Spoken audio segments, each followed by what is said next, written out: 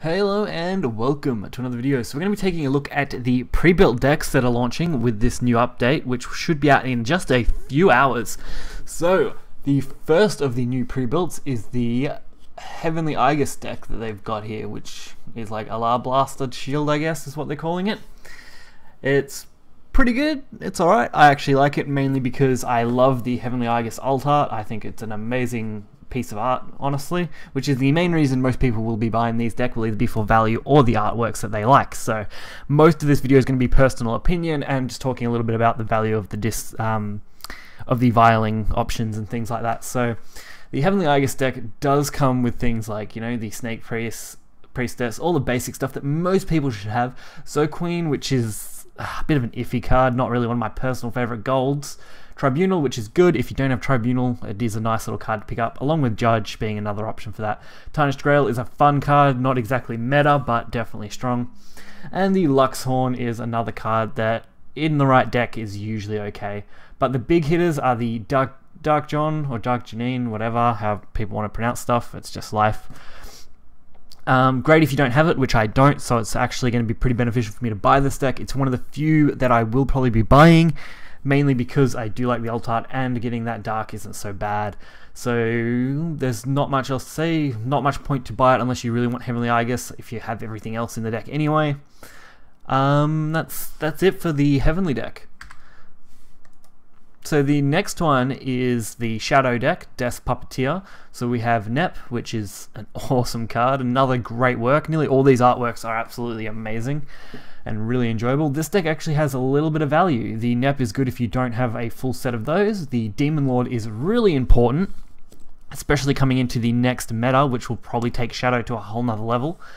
Back up to at least tier 1 pretty easily. Immortal Thane, another pretty good one. Double Underworld. So if you don't have those, it's another solid card. If you are lacking in Shadow cards, this deck is definitely a good way to bolster that. Definitely some nice value in it. Other than that, the Death's Ledger is fun, Soul Squasher is good, and the Pack of Nether is also a good card, along with things like Orthoris, Gourmet Emperors, Lurching Corpses, all the standard stuff that most Shadow decks run anyway. So if you don't have Shadow cards, definitely purchase this one. Now, probably the biggest valued deck of all of them so far is the Dragon one, you know, Sybil, an amazing artwork, and probably the most powerful legendary for Dragon overall, just because of its raw stat value, its chance to ramp, and its healing ability, all available for a cost of 5, pretty much stopping most aggro decks in their tracks, at least in my experience. The other card is Ouroboros, which is being hit with a nerf, losing its healing ability. So with that, Oro is getting a full disenchant cost of 3,500, so purchasing this deck is worth approximately 6,000 vials if you vial everything except for the alt art, which if you do have everything else isn't some bad value. Plus the Grimnirs also are getting their full disenchant cost because of that nerf, so that is the extra 800, that is what bumps it right up to 6. So those couple of nerfs really give this deck the most value vials-wise, so if you just want the artwork for Sybil and you're not really worried about anything else, you can easily disenchant the rest of this deck, or vial the rest of this deck, and have a really nice time. You can nearly make 2 legendaries with 6,000 vials, and build whatever else you like. I'll probably be purchasing this just because I lack dragon cards, especially Sybil, so being able to get an extra one of those and then disenchant the rest and create a third Sybil isn't too bad for me. Then we've got Crimson Pact, probably one of the weakest of the pre-built decks. Not bad, but probably is the weakest. Blood is getting Belphegor, another amazing piece of art, especially this nice purple like paint line thing they're going for with it, which I'm assuming is meant to be like a bloodline, and the little crystal. Belphegor already had a nice piece of artwork, and this is just that much better. The Maelstrom Serpent is pretty weak though in this deck, so I would probably get rid of that anyway if you got this deck. And everything else, most people should have Bronze and Silvers. Soul Dominate is okay, but outshined by Esmeralda now. Blood Moon, not really used at all. Sadistic Knight, another one of those cards that's not really used, and the rest is all pretty cheap. So the only real value would be this alt art. So if you are a fan of Belf, which I know some people are, then this deck is okay if that's what you want, but outside of that, I think you'd be better off going with something like Dragon or Shadow, maybe even the Haven list if you are missing some stuff from that, but it all comes down to what you are missing and what you need. So the Albert, which I'm sure a lot of people go for because Albert is a pretty awesome card. I can't diss Albert too much. He's pretty epic looking. So you get the Alt Art Albert and Gwaine, another deck that I would be very tempted to purchase. I'm not sure yet. I'm definitely going to go with the Dragon and the Haven, but this sword deck is tempting. I do have triple Albert, so I would just be wasting getting an extra Albert, but the Alt Art is good. The Gwaine is something I need and don't have, but a lot of decks I've seen lately haven't really been running that too much. The support cannon deck runs it, then that's about it. But with Sword being probably going to become more popular in this next month, it might be worth the purchase. Everything else in the deck is pretty crappy overall.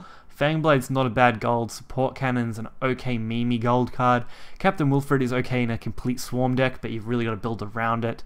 You got Frog, which is a bronze. Bronzes and silvers I'm not too worried about. If you can't craft those, then you really should be focusing on other pre-builts in general. And then Amelia and Captain aren't too bad, but definitely still not the best. You're mainly looking at the legendaries and golds when you're looking at these pre-builts for what you want, and obviously the artworks being the most important key factor in personal opinion. The next is Hulking Rage. So Hulking Giant being the alt art, I kind of wish they had went with another card. I do like the look of this card. I can't say anything bad about the look. It's definitely awesome, but Hulking Giant is just not good. It can be removed normally a little too easily, meaning it's not that big a value, and most Earthright decks now are leaning towards a little more of an aggressive curve than a, hold out till 6, play Hulking, spend all cards in hand pretty much. The Daria in the deck is pretty nice. The Secret Empress, not the best card. Maybe if we go into a meta that needs it, it might be okay. The Mutagenic Bolt is pretty good. Well, it was against Blood. It may be alright against Dragon in the future, but I don't see it being that great unless we go more aggressive. The Magic Girl Melv is another pretty good card. I can't... It's a tricky one because you've got to be careful not to give your opponent too many draws, but outside of that, it's still pretty good. So this deck is probably one of the other quite weak decks when it comes to value. It mainly comes down to what you need. So if you are missing a bunch of Rune and you want some, I would actually probably recommend the first deck that they brought out for pre-builts, but if you do want a Daria variant, this isn't so bad. And the final deck being Thorned Anomaly, Deepwood Anomalies deck. I do like this artwork for Deepwood. Deepwood's a pretty crappy card, but I always enjoyed its artwork, and this is just another kind of, homage to it. But everything else in this deck is actually pretty weak. I mean, Elf Queen is okay. I don't see that around much, though. You don't get many decent golds. I mean, Goblin Breaker with neutral getting hit pretty hard unless Sword picks it right up or Shadow picks it up. Goblin Breaker is probably not going to be that worthwhile. Jungle Warden's okay, but most decks don't run it just because there's better value cards such as Roach. Mains I've never really seen, and the Selwyn's command, I think that's how you say that anyway. The command isn't that great either. It used to be ran in a lot of Roach combos. These days you're prioritizing other cards. So this deck is pretty weak. So I would recommend the Haven deck if you're missing Dark or Heavenly, mainly because they're quite good cards and you do get a couple of good golds. Shadow if you need to go for meta decks and you don't have the Shadow cards. Dragons for the same reason, and if you're just looking for pure value, Dragon is number 1. Blood I'd recommend putting on the back burner unless you really want the Belf. Similar situation with Sword, unless you need both Gwaine and you want the artwork Albert, probably not worth going for the Sword deck. Hulking Giant, very low value, and Deepwood, very low value. So there's probably 3 really good ones, being these first 3 that I've got here.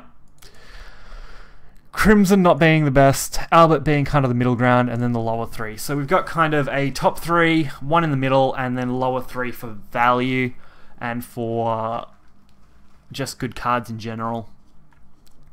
But it all does come down to personal preference, so go ahead and buy whatever you like. Don't forget we've also got the new leaders coming out soon, which does include, I'm pretty sure, Albert and a few others, I guess. So I can't wait to see those. Cerberus is going to be one of them. That'll be exciting. Hopefully you guys enjoyed this video. You type in the comments what pre-builts you plan on getting. I'd love to see what you say. So catch you guys next time. See ya.